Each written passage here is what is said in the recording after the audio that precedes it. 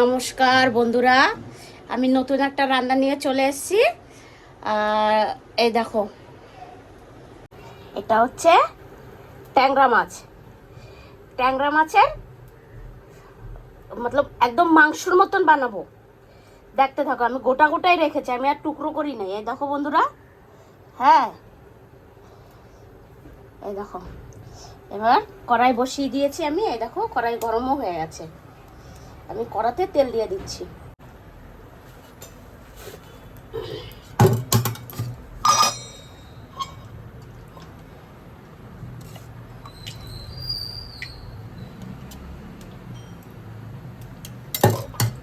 এবার আমি নুন হলুদটা মেখে নিচ্ছি।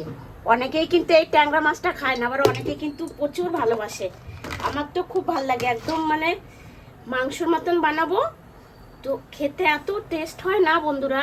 তোমরা এরকম ঘরে বানিয়ে খেয়ে দেখবে, খুব টেস্ট হয়। একটু কড়াতে নুন দিয়ে দিই। এই মাছ খুব ফোটে, আমি এই ভয়তে রান্না করি না।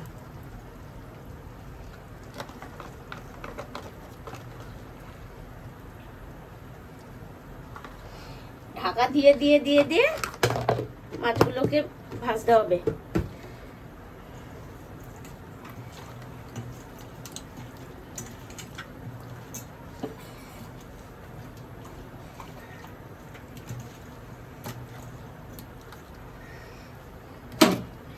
তাড়াতাড়ি দেই আর ঢাকা দেই, এত এ হবে, ফোটে খুব। গ্যাসটা কম করে নিই।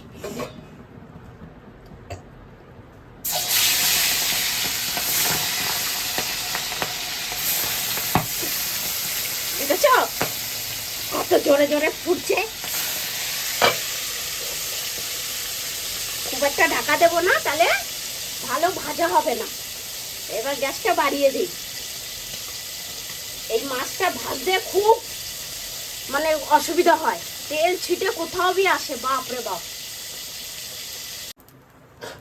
পুরো আমার মাছটা ভাজা হয়ে গেছে বন্ধুরা। এবার আমি মশলাটাও করা হয়ে গেছে। আদা পেঁয়াজ রসুন টমেটো কাঁচা লঙ্কা আমি দিয়ে দিচ্ছি, তেজপাতা আর শুকনো লঙ্কা ফোড়ন। আর দিয়ে দেবো একটু গোটা জিরে,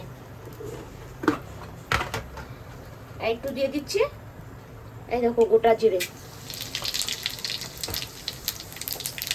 এবার বেশি একটাই আলু দিচ্ছি, 4 টুকরো করে।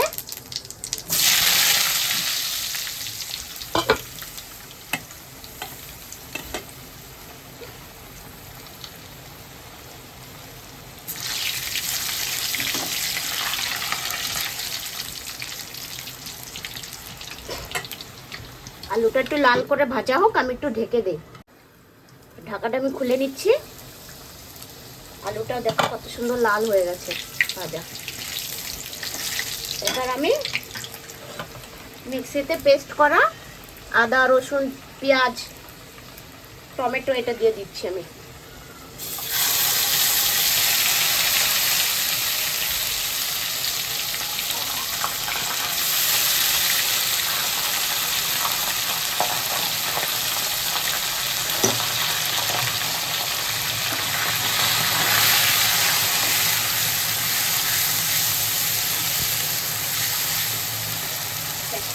করে দেই আর বাকি মশলাও দিয়ে দেবো। কম করে দিলাম, একটু ঢাকা দিয়ে দিই। ঢাকনাটা আমি খুলে নিচ্ছি, ভালো করে একটু নাড়িয়ে নিই।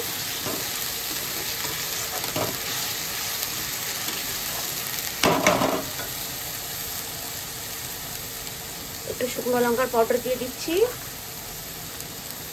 একটু নুন দিয়ে দিচ্ছি পরিমাণ মতন, একটু ধনিয়ার গুঁড়ো দিয়ে দিচ্ছি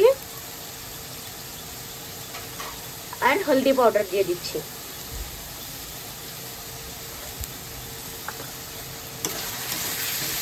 ভালো করে নাড়িয়ে দিই।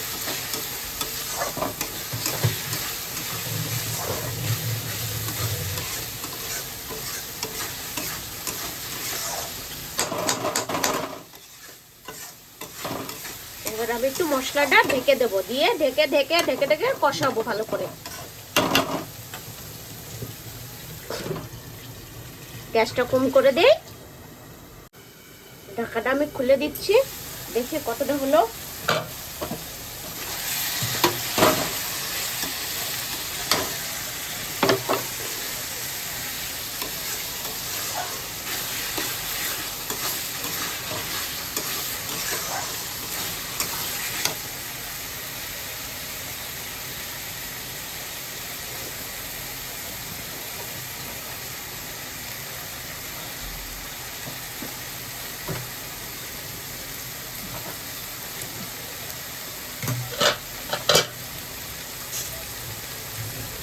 ভালো করে মশলাটা কষাতে হবে, কারণ কি পেঁয়াজ রসুন তো ভালো করে না কষালে ভালো খেতে হবে না। যত সুন্দর কষাবো তত খেতে ভালো হবে।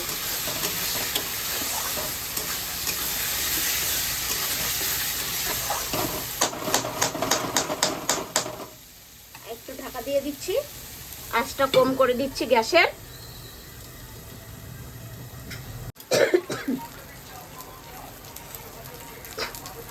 এই দেখো বন্ধুরা, কষানো খুব সুন্দর হয়ে গেছে, একদম মশলা কড়াতে লেগে যাচ্ছে। আর হচ্ছে গিয়ে দেখো বন্ধুরা, একদম তেল ছাড়ছে, এই দেখো সুন্দর একদম হয়েছে। এবার আমি পরিমাণ মতন জল দিয়ে দিচ্ছি, কারণ এটা মশলাটা ভালো না কষানো হইলেও কখনোই টেস্ট আসবে না তরকারিতে।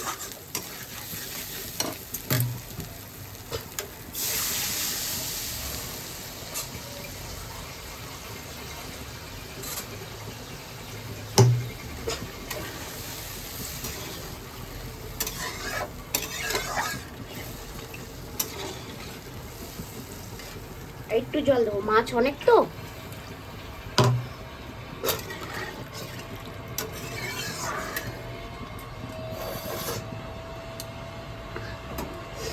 আমি ঢাকা দিয়ে দিচ্ছি, আর একটু হোক, ফুটুক, তারপরে মাছ দিয়ে দেবো।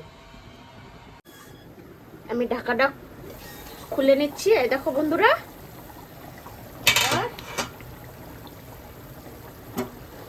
একটু নাড়ানি কিরকম হলো দেখি, নাড়িয়ে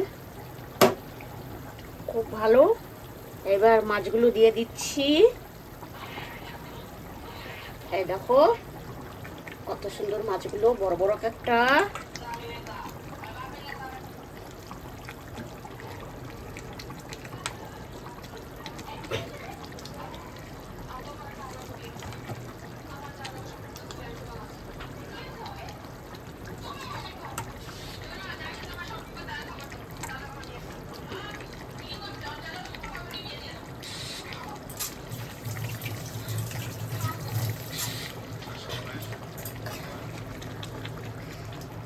নাড়িয়ে দিয়ে ভালো করে, নয়তো মাছের ভিতরে ঝোলটা ঢুকবে না। ঠিক আছে বন্ধুরা, এরকম সুন্দর সুন্দর রান্না দেখতে হলে দিদির ভিডিও দেখতে হবে, নালে কি করে হবে? দিদিকে ফলো করতে হবে। তরকারির কালার দেখেছো?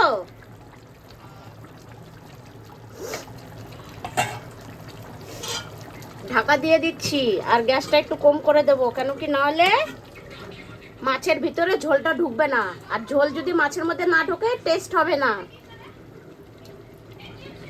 চলো একটু গ্যাসটা কম করে দেই, 10 মিনিট এরম চাপা দেওয়া থাকুক। ঢাকাটা আমি খুলে নিচ্ছি বন্ধুরা, এই দেখো তরকারির কালার দেখেছো? কি দারুণ কালার এসছে বন্ধুরা।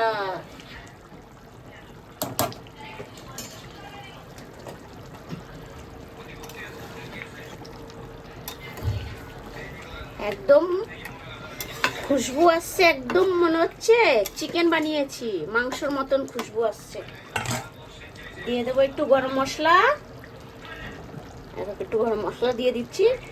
এইটা আমরা ঘরে বানাই, এই গরম মশলাটা আমরা কেনা গরম মশলা একদম খাই না, ঘরে বানাই নেই, 6-7 মাস চলে যায় আমাদের এরকম গরম মশলা।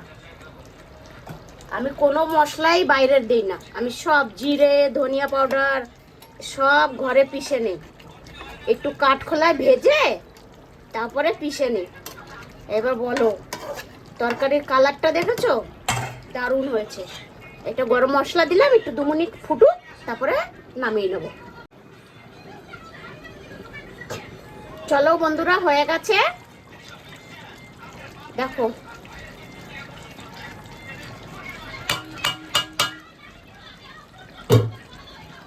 একদম কষা কষা বলেছিলাম আমি মাংসের মতন করব, সেজন্য পুরোটা দেখো একদম মাংসের মতনই হয়েছে। মাংসের ঝোলও কিন্তু আমরা এরকমই কষা কষাই করি। হ্যাঁ, তো হয়ে গেছে, আমি এই যে গ্যাস বন্ধ করে দিচ্ছি, এবার আমি নামিয়ে নেব। এটা সারাশি দিয়ে নামাতে পারবো না, এটা আমাকে অন্য সারাশি লাগবে, এই সারাশি দিয়ে নামাতে হবে।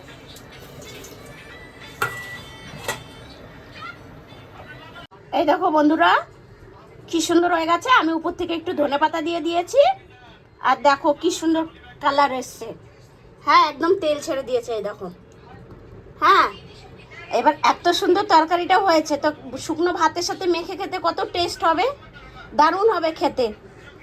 হ্যাঁ, যদি এরকম সুন্দর সুন্দর দিদির ভিডিও দেখতে চাও, যে দিদি সুন্দর রান্না করে, তাহলে দিদির পাশে একটু থেকো, দিদিকে একটু সাপোর্ট করো।